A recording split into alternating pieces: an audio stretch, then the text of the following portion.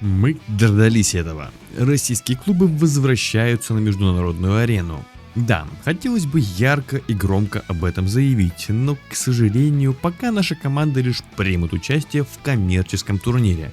На самом деле, я уже настолько соскучился по таким вывескам, что мне уже нет дела до того, какого масштаба это мероприятие.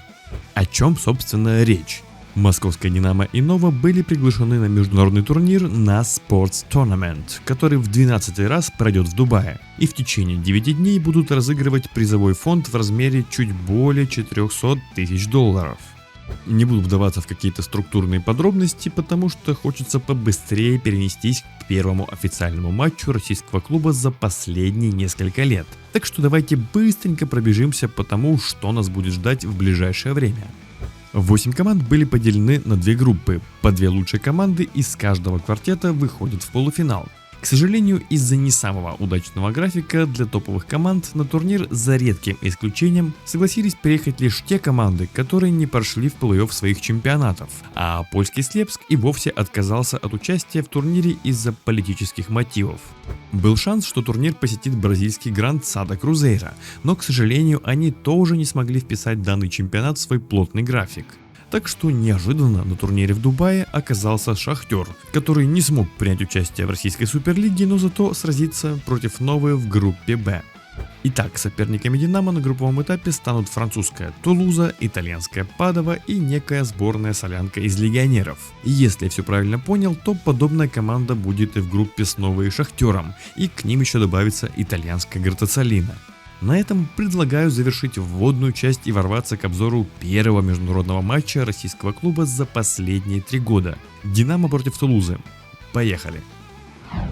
Несмотря на свой статус, «Динамо» не смогло показать убедительный старт, который ждали от них российские болельщики. А вот у французской команды совсем не возникало проблем с реализацией своих атак. Но и существенная разница на стартовых минутах ощущалась на подаче. Все-таки имеется определенная проблема в том, чтобы с Валара перейти на Микасу. Но быстрее всех эту адаптацию прошел Цветан Соколов.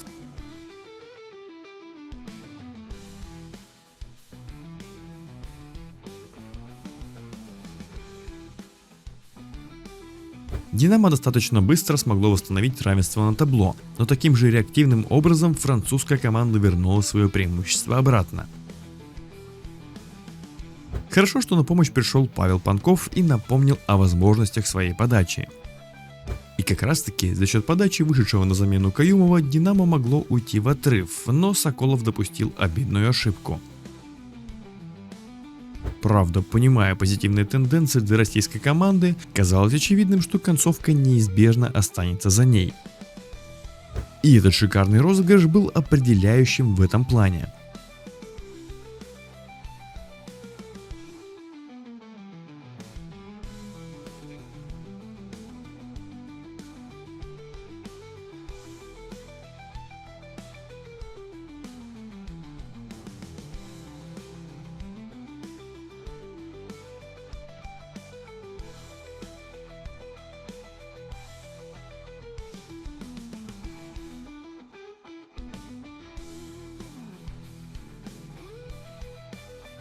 Но все оказалось не так просто, как хотелось бы российским болельщикам. Тулуза продемонстрировала всю красоту французской защиты. И «Динамо» все же не смогло реализовать свои шансы и уступило первый сет на международной арене.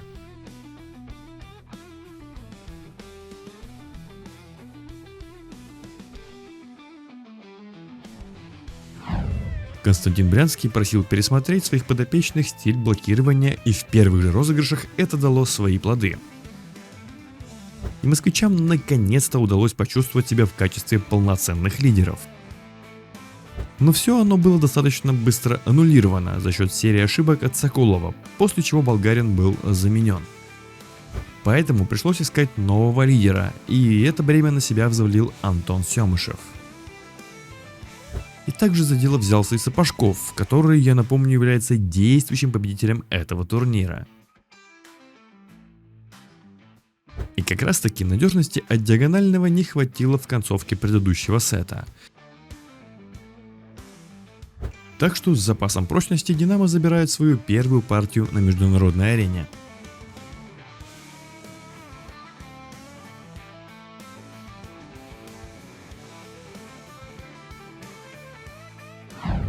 Несмотря на то, что российский клуб стал уже куда активнее проявлять себя на подаче, Тулуза все равно находила возможности для набора очков.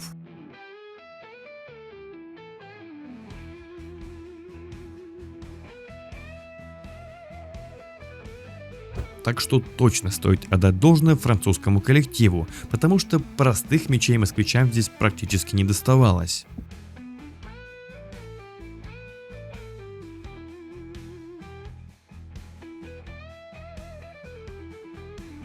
И как бы мы ни хотели, Динамо так и не могло предложить что-то своему оппоненту, чтобы завладеть внушительным преимуществом.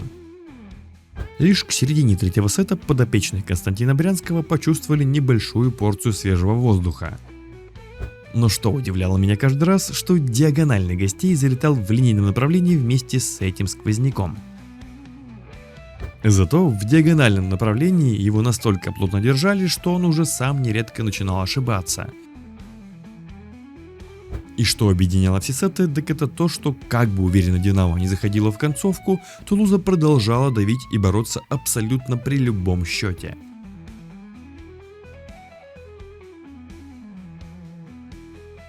Но в отличие от первого игрового отрезка, в этот раз москвичи смогли справиться с давлением и закрыть сет в свою пользу.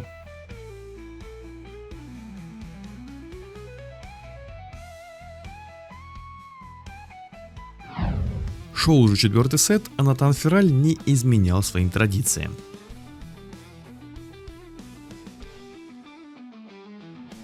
Французский коллектив понял, что они могут биться с текущим соперником на равных, что позволяло им уверенно себя чувствовать в некоторых эпизодах. И если до этого у Тулузы возникали проблемы с игрой в центре сетки, то к четвертой партии они стали проводить куда более яркие и эффективные атаки.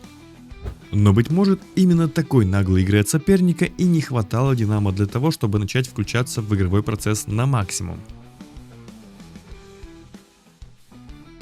Также в этом сете российские блокирующие полностью нейтрализовали четвертую зону соперника, снова пройдя экватор в роли лидера. И именно этот фактор и не позволил соперникам Динамо выровнять положение на табло.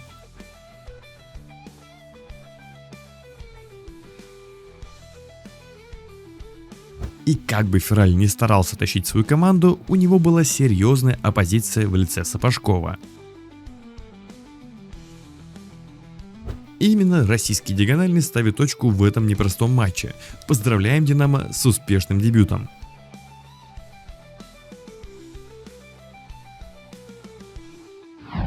Достаточно много времени потребовалось московскому клубу, чтобы адаптироваться к большому залу и новому мячу.